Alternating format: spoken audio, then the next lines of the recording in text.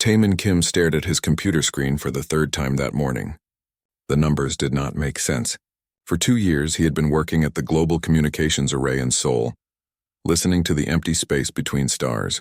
His job was simple: watch for signals that did not belong to Earth. Most days he found nothing. Space was quiet, dead.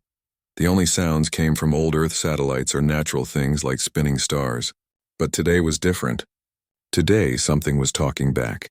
The signal came from the direction of Vega, a bright star 25 light-years away. It was not random noise. It was not a natural sound from space. This was made by someone. Something intelligent. Taemin's hands shook as he called his boss. Dr. Hyunwoo Park had spent his whole life studying languages.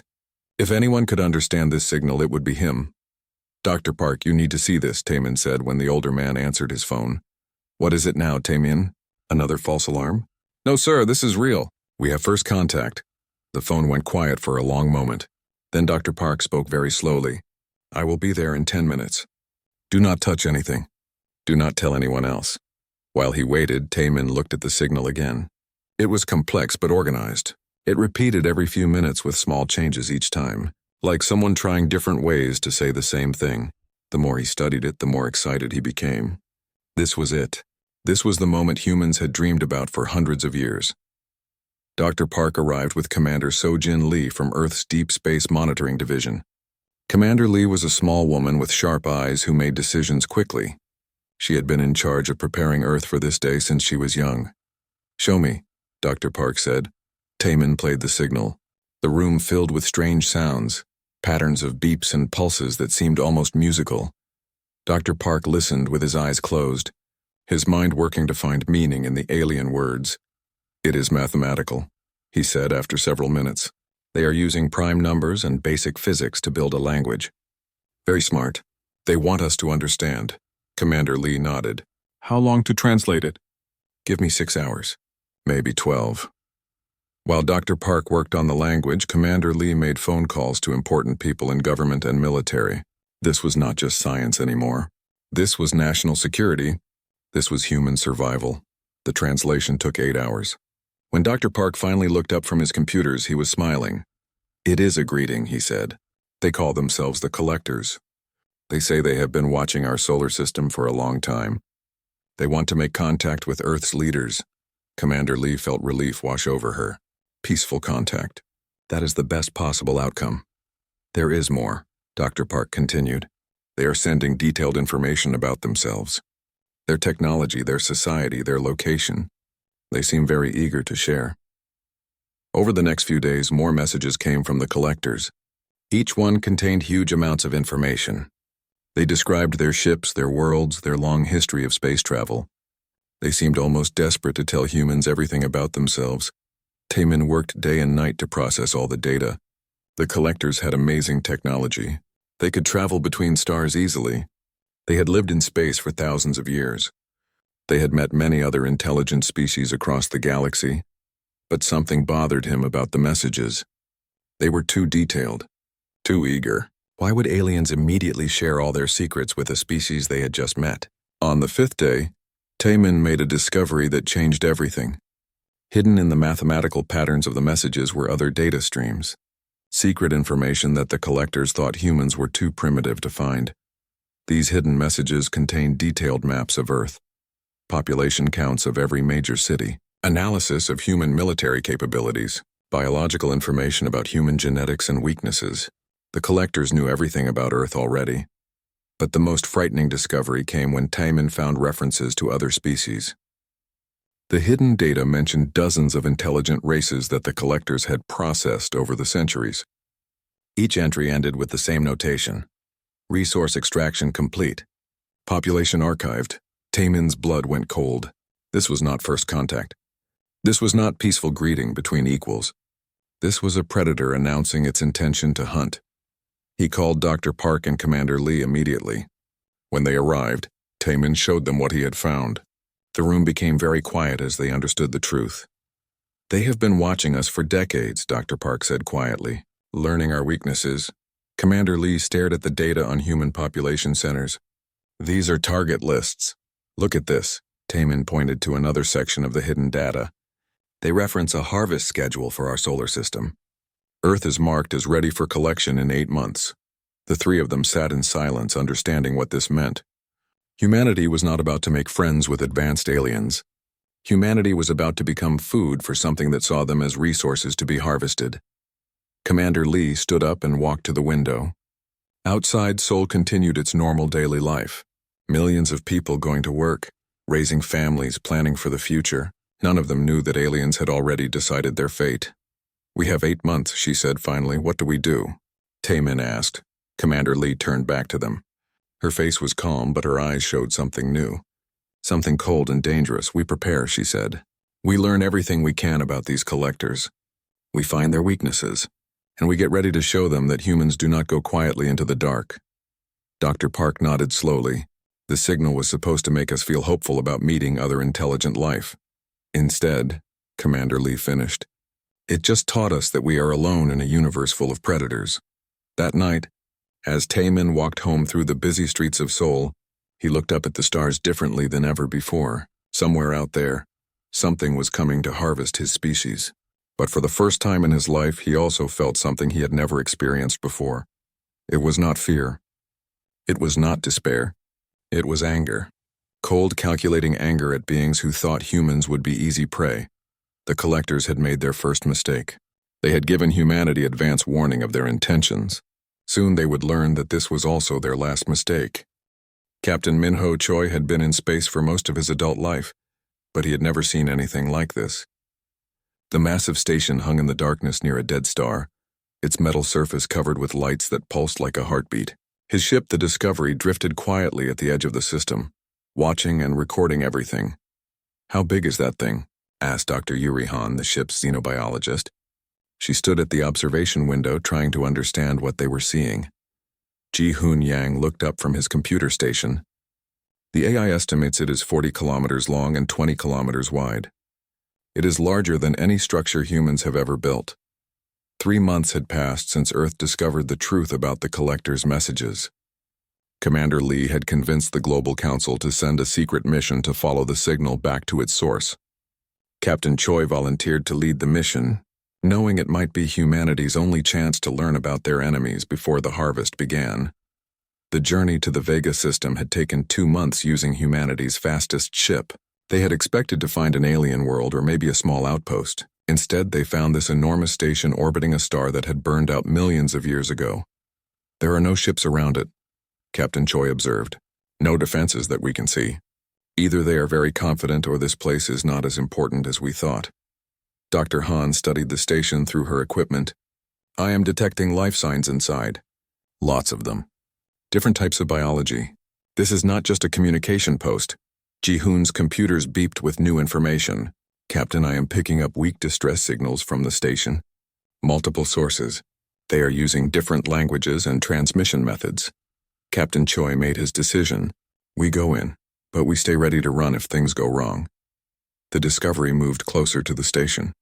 As they approached, they could see that the structure was old, but well maintained. Docking ports lined one section of the hull, designed for ships much larger than their own. "No response to our approach," Ji-Hoon reported. "Either no one is watching or they do not care that we are here." They found an airlock that fit their ship and connected carefully. The station's atmosphere was breathable for humans, which Dr. Han found suspicious. "They have adjusted the environment for different species," she said, as they prepared to board. "This place is designed to hold many different types of life." Captain Choi led the way into the station, followed by Dr. Han and 2 security officers. Ji-Hoon remained on the ship to monitor their progress and watch for threats. The corridors inside the station were wide and tall, built for beings much larger than humans. Emergency lighting provided dim illumination, but the main power system seemed to be running on minimum settings. The place felt abandoned but not empty. They followed the distress signals deeper into the station. The signals led them to a section that made Dr. Han stop walking and stare in horror. "Captain," she whispered, "this is a zoo." Before them stretched a vast chamber filled with transparent cells. Each cell contained different types of creatures. Some looked almost human. Others were completely alien. All of them appeared to be prisoners. How many? Captain Choi asked quietly. Dr. Han counted quickly. Hundreds, maybe thousands. And this looks like just one section of many. They moved through the chamber looking at the imprisoned beings. Many were clearly intelligent. Some pressed against their cell walls when they saw the humans trying to communicate. Others seemed broken by their captivity, sitting motionless in corners. Ji-hoon's voice came through their communication devices. Captain, I found something in the station's computer network. You need to see this. They returned to the ship where Ji-hoon had been working to access the station's data systems. His face was pale as he showed them what he had discovered. This is a processing facility, he said. The collectors bring captured species here for study and experimentation. Look at these records. The computer screen showed file after file of different species. Each file contained detailed biological information, behavioral studies, and something called resource extraction protocols. Resource extraction, Dr. Han repeated. What does that mean? Ji-hoon opened one of the files. The images that appeared made all of them feel sick. The collectors were not just studying the captured species. They were harvesting them, taking their organs, their genetic material, their technology, even their memories. This has been going on for over 1,000 years, Ji-hoon continued. 237 different species have been processed at this facility alone. Captain Choi studied the records. Each species had followed the same pattern. First contact, observation period, then harvest. The collectors would study a species until they understood everything about them, then take everything of value and dispose of the rest. Are there other stations like this? Dr. Han asked. Ji-hoon nodded grimly. The data shows 17 similar facilities spread across this region of the galaxy, all of them connected to a central command ship that moves between star systems. A harvest fleet, Captain Choi realized. They spent hours copying the station's data files. The information painted a picture of an ancient alien civilization that treated younger species like crops to be harvested when ready. The collectors had perfected the process over millennia, but as they worked, they began to notice something important. The station was running on minimal power and automatic systems. The recent entries in the computer showed that most collector personnel had left months ago. They are preparing for Earth, Dr. Han said. This place is on standby while they gather their harvest fleet. Ji-hoon found more disturbing information. Captain, look at this. The Earth harvest is scheduled to be the largest in collector history. They have been planning it for over 50 years. The data showed that Earth had been under observation much longer than anyone had suspected. The collectors had detailed plans for processing human cities, preserving certain genetic lines, and extracting human technology and culture. They think we are the prize catch, Captain Choi said quietly, the species they have been waiting for. Before they left the station, they decided to try something dangerous. Dr. Han suggested they attempt to free some of the prisoners and learn more about the collectors from survivors. They chose a cell containing beings that looked similar to humans, but with silver skin and large eyes. When they opened the cell, the creatures cowered at first, then slowly approached. Communication was difficult, but one of the beings seemed to understand basic mathematics. Through simple drawings and numbers, they learned that this species had been captured 3 years ago. Their homeworld had been completely harvested. They were the only survivors of their entire civilization. The silver-skinned being drew pictures showing collector ships arriving at worlds, promising friendship and trade. Then the pictures showed the same worlds empty and dead, with huge ships carrying away everything of value. This is their pattern, Dr. Han realized. They always approach as friends first. Captain Choi made a command decision. We take as many survivors as we can carry. We bring them back to Earth as witnesses. They loaded 12 survivors from different species onto their ship. Each had stories of their worlds being destroyed by the collectors. Each had lost their entire civilization to the harvest.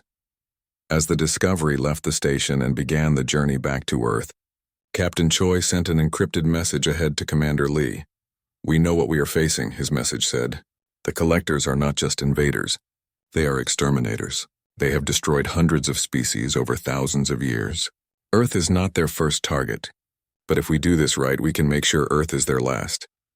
Dr. Han spent the journey back learning more from the survivors. The most important thing she discovered was that no species had ever successfully fought back against the collectors. Every civilization had either tried to hide, tried to run, or tried to surrender. None had ever tried to hunt the hunters. "What are you thinking?" Captain Choi asked her as she studied the alien testimonies. "I am thinking that the collectors made a mistake," she replied. "They have never faced a species like humans before. What makes humans different?" Dr. Han looked out at the stars ahead, knowing that Earth and its 8 billion people waited somewhere in that darkness. "Other species try to survive when threatened with extinction," she said. "Humans try to make sure the threat never threatens anyone else again." Admiral Su-Young Kang stood in the war room deep beneath Geneva, looking at the largest military display screen ever built. Red dots showed collector ships moving through space toward Earth. Each dot represented a vessel larger than anything humans had ever constructed. There were 200 of them. "How long until they arrive?" she asked. Colonel Woo-Suk Park, her chief of intelligence, checked his reports. 4 months, 17 days. They are not trying to hide their approach anymore. The room was filled with representatives from every nation on Earth. The discovery of the collector threat had done something unprecedented in human history. It had united every government, every military, every resource under a single command. Admiral Kang now controlled the largest military force ever assembled. Dr. Ginny Lim approached the central table, carrying a tablet full of technical drawings. As Earth's new director of emergency weapons development, she had spent the last 5 months working with barely any sleep. "What do we have?" Admiral Kang asked her. "More than they expect," Dr. Lim replied with grim satisfaction. "The technology we recovered from their station has given us several advantages. We understand their shields, their weapons, and their ship designs. But more importantly, we understand their psychology." She activated a holographic display showing the approaching collector fleet. "They are coming in the same formation they have used for 1,000 years. Same strategy, same tactics. They have never needed to change because no species has ever fought back effectively." Sergeant Dong-hyun Park entered the room, still wearing his combat gear from training exercises. He led the Special Forces unit responsible for preparing Earth's ground defenses. More importantly, he had been working with the alien survivors that Captain Choi's mission had rescued. "The survivors have given us intelligence on every collector ship class," he reported. "Weak points, crew sizes, command structures. But they have also told us something more important." Admiral Kang gestured for him to continue. "Every species the collectors harvested made the same mistake. They focused on defending their homeworlds. They tried to save their planets and populations. The collectors are experts at breaking planetary defenses. So what do we do differently?" Colonel Park asked. Sergeant Park smiled, but it was not a pleasant expression. "We do not defend Earth. We use Earth as bait." The plan that emerged over the following weeks was unlike anything in military history. Instead of building defenses around Earth, humanity spread its forces throughout the solar system. The moon became a fortress, but not for protection, for launching attacks. Mars was converted into a massive weapons factory. The asteroid belt was turned into a minefield of kinetic weapons. Dr. Lim's teams had reverse-engineered collector technology and improved it. Human weapons were now more powerful than anything the aliens had faced before. Human ships were smaller than collector vessels, but faster and more maneuverable. Most importantly, humanity had done something no other species had ever attempted. They had built an alliance with the survivors of previously harvested worlds. The silver-skinned beings from Captain Choi's rescue mission had contacted hidden survivors of their species scattered across the galaxy. Other rescued aliens had done the same. Word spread through secret networks that had existed for centuries. Humanity was preparing to fight back. Admiral Kang received reports of small groups of survivors from dozens of species making their way toward Earth. They came in stolen ships and hidden vessels, in anything that could carry them across space. Each group brought knowledge, technology, and most importantly, burning hatred for the collectors. "We are not just defending one world," she announced to the combined Earth leadership. "We are creating the first real resistance in galactic history." The alien survivors were not just refugees. Under Sergeant Park's leadership, they became teachers and soldiers. They showed human forces how collector ships operated, where their weak points were, how their crews reacted under pressure. But the most valuable intelligence came from a survivor named Keshvara, the last remaining member of a species called the Mokari. Her people had been scientists and engineers before the collectors harvested them. She had spent 3 years as a prisoner on collector ships, studying their technology from the inside. The collectors are not warriors, she explained to Admiral Kang through translation software. They are farmers. They harvest species that cannot fight back. Their ships are designed for capturing and processing, not for battle. Then why has no one defeated them before? Dr. Lim asked. Keshvara's response chilled everyone in the room. Because no species has ever tried to destroy them completely. Other races fight for survival, for escape, for mercy. The collectors are experts at dealing with these motivations. But humans, she paused, struggling to find the right words. Humans fight to eliminate threats permanently. As the weeks passed, more intelligence arrived from human scout ships that had followed the collector fleet. The enemy was approaching exactly as predicted, in the same formations they had used for centuries. They showed no signs of caution or preparation for real resistance. They are convinced this will be a routine harvest, Colonel Park reported. Their communications show they are already planning how to process Earth's population and resources. Admiral Kang felt something cold and hard settle in her chest. Around the table, she saw the same expression on every face, human and alien alike. It was not fear or desperation. It was the look of predators preparing to hunt. The final piece of the plan came together when Dr. Lim announced a breakthrough in understanding collector command structures. Every harvest fleet has a command ship, she explained. It coordinates all the other vessels and contains the central intelligence for the entire operation. If we can destroy the command ship, the rest of the fleet will be confused and vulnerable. Sergeant Park had identified the command ship from survivor testimonies. It was the largest vessel in the fleet, heavily defended but not built for extended combat. The collectors had never needed to protect it from serious attack. We let them get close to Earth, Admiral Kang finalized the plan. Let them think they are winning. Let them begin their standard harvest procedures. Then we hit them from every direction at once, focusing everything on destroying their command ship. The room fell quiet as everyone understood the implications. They were betting the survival of humanity on a single coordinated attack. If it failed, Earth would be defenseless. But as Admiral Kang looked around the table at the faces of humans and alien survivors, she realized something the collectors could never understand. This was not desperation. This was not a last-ditch effort to survive. This was the beginning of a war that would not end until every collector in the galaxy was dead. 3 weeks before the fleet arrived, observatories around Earth detected something that changed everything. More ships were coming, but these were not collectors. Small vessels from across the galaxy, carrying survivors of harvested species who had heard about humanity's resistance. How many? Admiral Kang asked. Colonel Park checked the latest reports. Over 3,000 ships representing 47 different species. All of them want to fight. For the first time in months, Admiral Kang smiled. Send a message to the collector fleet, she ordered. What should it say? Dr. Lim asked. Admiral Kang turned back to the display showing the approaching enemy ships. Tell them that their harvest days are over. Tell them they are about to learn what happens when you threaten a species that does not know how to surrender. The message was broadcast on the same frequency the collectors had used for their original greeting to Earth, but this time, there were no hidden meanings or secret data streams. The message was simple and direct. Humanity was done being prey. Now it was time to become the hunter. Fleet Admiral Kyung-Soo Nam stood on the command deck of the Eternal Vigilance, watching the final approach to the collector homeworld. 5 years had passed since the failed harvest of Earth. In that time, humanity had become something the galaxy had never seen before. A species dedicated to the complete elimination of an entire civilization. Final count on the collector homeworld? He asked his intelligence officer. Lieutenant Colonel Haiwan Choi checked her reports.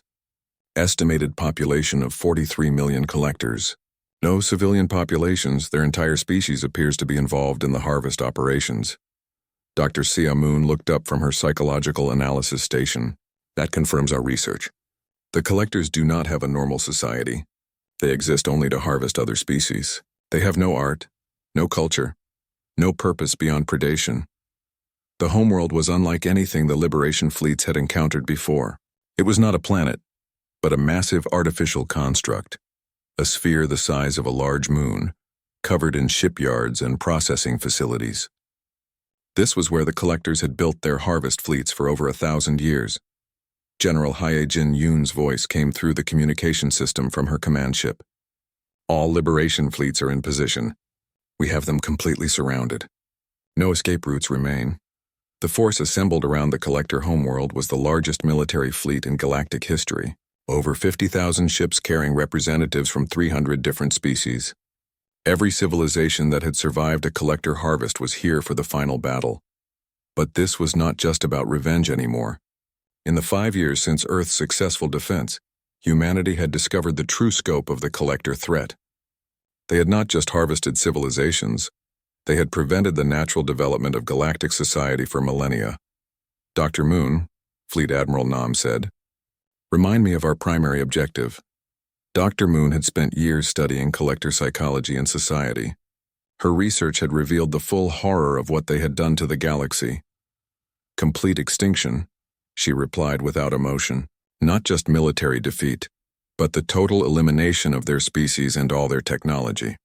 We cannot allow any survivors who might rebuild their harvest operations." The battle for the collector homeworld began with a surprise that shocked even the human commanders.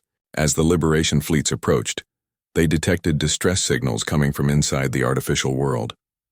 But these signals were not from collectors. Fleet Admiral, Lieutenant Colonel Choi reported with excitement, "We are detecting massive prisoner populations inside the homeworld, millions of beings from hundreds of species." Dr. Moon immediately understood the implications. They have been keeping specimens from every species they harvested. This is not just their homeworld, it is their primary zoo. The discovery changed the assault plan. Instead of simply destroying the homeworld, the liberation fleets had to carefully break through its defenses to rescue the prisoners inside. It would be the largest rescue operation in history. General Yoon coordinated the assault with precise timing. Human ships punched holes in the homeworld's defenses while survivor fleets from different species used their knowledge of collector technology to disable key systems. The fighting was fierce. The collectors had concentrated their most advanced weapons around their homeworld. But they were facing enemies who had learned from 5 years of constant warfare against them. Captain Yoonji Shin, now commanding an entire battle group, led the assault on the homeworld's primary shield generators. Her ships moved with the deadly efficiency that had made human forces feared throughout collector space. "Shields are down," she reported. "Landing forces, you are cleared to begin rescue operations."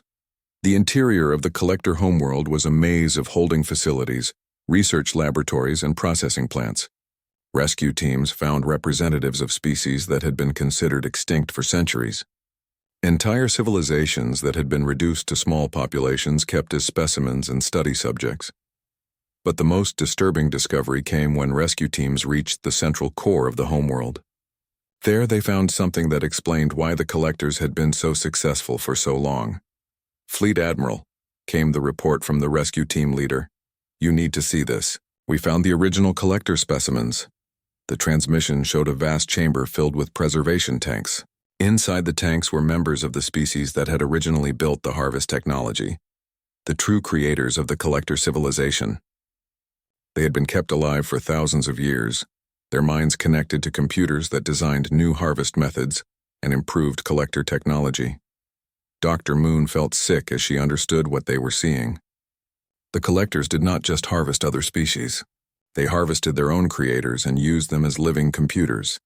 The creators had been a peaceful, advanced civilization that had developed technology for preserving and studying life throughout the galaxy. The collectors had been their first successful creation, a species designed to help with galactic research. Instead, the created had enslaved the creators and perverted their technology into a tool for genocide. "End their suffering," Fleet Admiral Nam ordered quietly. "Shut down the preservation systems. Let them finally die."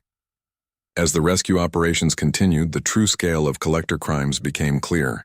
They had not just destroyed civilizations.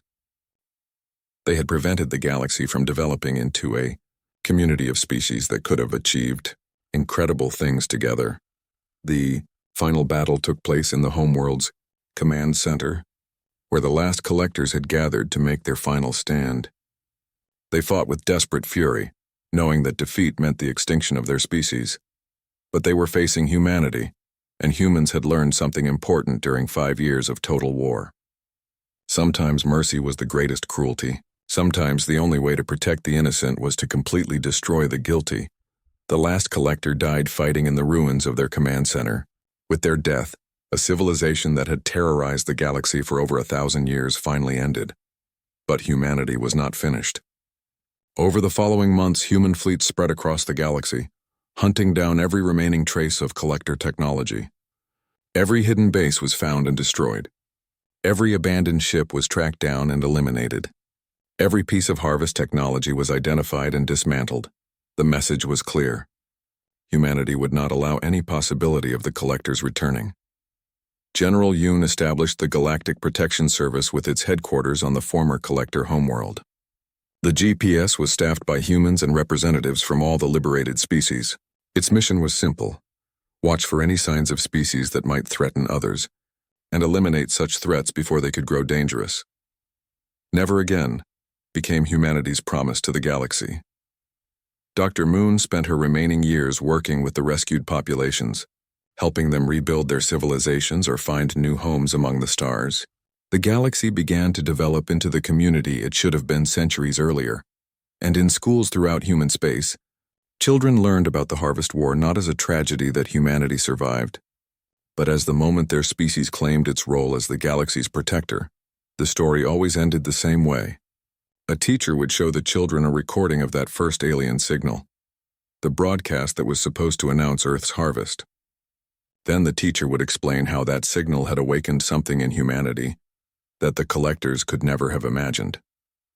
The aliens thought they were announcing our end, the teachers would say. Instead, they announced theirs. Fleet Admiral Nam, now an old man, often stood in the memorial chamber built where the Collector Command Center had once been. The walls were covered with the names of every species the collectors had destroyed, and the names of every being who had died fighting in the Liberation War. Visitors would sometimes ask him if humanity had been too harsh in completely destroying the collectors. His answer never changed. We did not destroy them because we enjoyed killing, he would explain. We destroyed them because some threats are too dangerous to leave alive. The collectors proved that civilizations can become so evil that their existence threatens all other life in the galaxy. Humanity simply made sure that threat could never return. The galaxy was safer now. Species developed freely, made contact with each other peacefully, and built the kind of galactic community that should have existed long ago. And watching over all of it were the humans, the species, that had proven that sometimes the greatest act of creation is the complete destruction of those who would destroy others. The collector's final mistake had been teaching humanity that the universe contained predators who preyed on the innocent. Humanity had responded by becoming a predator that hunted only other predators, and in the depths of space, monitoring stations kept constant watch, ready to alert human fleets if any new threat emerged. The broadcast that had awakened humanity's eternal rage had become eternal vigilance, ensuring that no species would ever again face extinction at the hands of galactic predators. Captain Yoonji Shin felt the retribution vibrate around her as its weapons charged for battle. Through the bridge windows, she could see the collector harvest fleet spreading across space like a dark cloud. Each enemy ship was massive, built for processing entire worlds. They moved with the confidence of predators who had never met real resistance. All ships report ready, Commander Ho Seok-jeon announced from his position at the Coalition Fleet Command Center. Around Earth, over 3,000 ships waited in hiding, human vessels mixed with alien survivors from across the galaxy. Dr. Woo Jin-chae watched his screens from the science station. The collectors are beginning their standard harvest approach. They are sending landing ships toward Earth's major cities. Captain Shin gripped her command chair. The hardest part of the plan was letting the enemy get close enough to commit to their attack. Every instinct told her to strike first, but Admiral Kang's strategy required patience. Let them come, she said quietly. Let them think they are winning. The collector landing ships descended toward Earth's atmosphere, expecting to find primitive defenses and panicked populations. Instead, they found empty cities and hardened military installations that opened fire with weapons more advanced than anything in collector history. The first wave of landing ships was destroyed before they reached the ground, but this was just the beginning. Command ship is moving into position, Dr. Che reported. They are bringing it closer to coordinate the surface assault. This was what humanity had been waiting for. The collector command ship was enormous, 10 kilometers long and filled with the central computers that controlled the entire harvest operation. For 1,000 years, it had directed the destruction of civilizations from a safe distance. Today, it had moved within range of Earth's hidden weapons. All ships. Admiral Kang's voice came through the communication system from her command bunker on Luna. Execute Operation Apex Predator. Captain Shin felt a cold smile cross her face. Fire everything. The space around Earth erupted in violence. Human ships emerged from behind asteroids from the dark side of the moon, from hiding places throughout the solar system. Each one had been built specifically to kill collectors, armed with weapons designed from captured alien technology and human innovation. The Retribution was the first of the new human warships, smaller than collector vessels, but infinitely more deadly. Its weapons could punch through collector shields like they were made of paper. Its armor could survive hits that would cripple enemy ships. But the real surprise was not the human ships. As the battle began, Commander Jian activated the second phase of the attack. All survivor fleets, you are cleared to engage. Across the solar system, ships carrying the remnants of harvested civilizations joined the fight. These were beings who had lost their entire worlds to collector harvests. They fought with the fury of species seeking revenge for genocide. The collectors had never faced anything like this. Their ships were designed to overwhelm primitive planetary defenses, not to fight a coordinated fleet action against enemies who understood their weaknesses. Target the command ship, Captain Shin ordered. All weapons, continuous fire. The Retribution dove toward the massive collector command vessel, its guns blazing. Around it, dozens of other human ships did the same. The command ship's shields began to fail under the concentrated assault. Dr. Che monitored the battle from his station. Captain, I'm detecting panic in their communications. They are trying to retreat. Too late for that, Captain Shin replied. The command ship exploded in a flash of light that could be seen from Earth's surface. With its destruction, the coordination of the harvest fleet collapsed. Individual collector ships found themselves surrounded by enemies who had studied their every weakness. But Admiral Kang's plan went beyond just winning this battle. As collector ships tried to escape the solar system, they found their retreat routes blocked by more human forces. Every jump point, every escape vector had been anticipated and covered. This is not just a defense, Commander John announced to all ships. This is the beginning of the end for the collectors. The battle for Earth's solar system lasted 6 hours. When it ended, not a single collector ship had escaped. But humanity was just getting started. Dr. Che had spent months studying collector technology and psychology. His research had revealed something crucial about their empire. It was built entirely on fear and the assumption that harvested species would never fight back effectively. Admiral, he reported to Luna Base, we have identified 17 more processing stations like the one Captain Choi discovered. Each one contains thousands of prisoners from harvested species. Admiral Kang's response was immediate. Prepare liberation fleets. We free every prisoner and destroy every facility. Over the following months, human task forces spread across the galaxy like a plague of liberation. Each collector station they found was destroyed, but not before rescuing the survivors imprisoned there. Each rescue operation added more ships and fighters to the growing rebellion.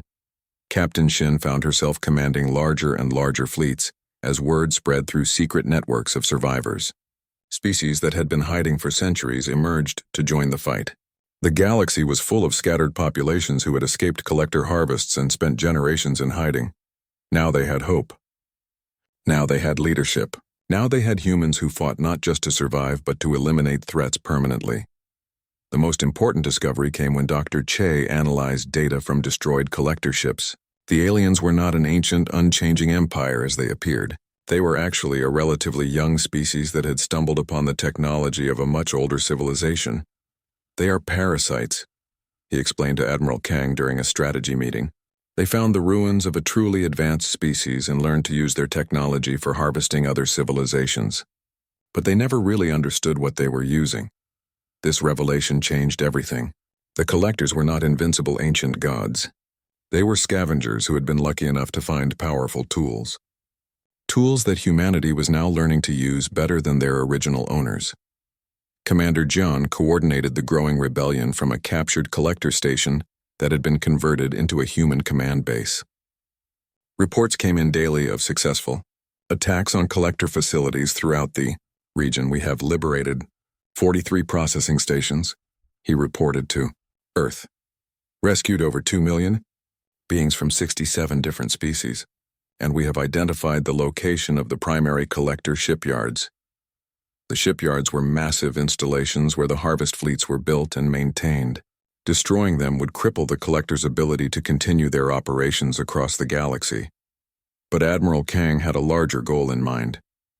"We do not just want to stop them," she announced to the assembled fleet commanders. "We want to make sure this never happens again." Captain Shin understood what that meant. It was not enough to defeat the collectors militarily. Humanity needed to hunt down every single member of their species, destroy every ship, eliminate every trace of their civilization. It was genocide. But it was genocide against genocidal aliens who had destroyed hundreds of civilizations over thousands of years. The collectors made one crucial mistake. Dr. Che observed as they planned the final campaign.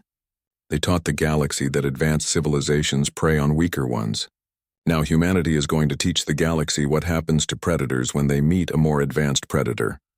The liberation fleets grew larger every week as more survivor populations joined the cause.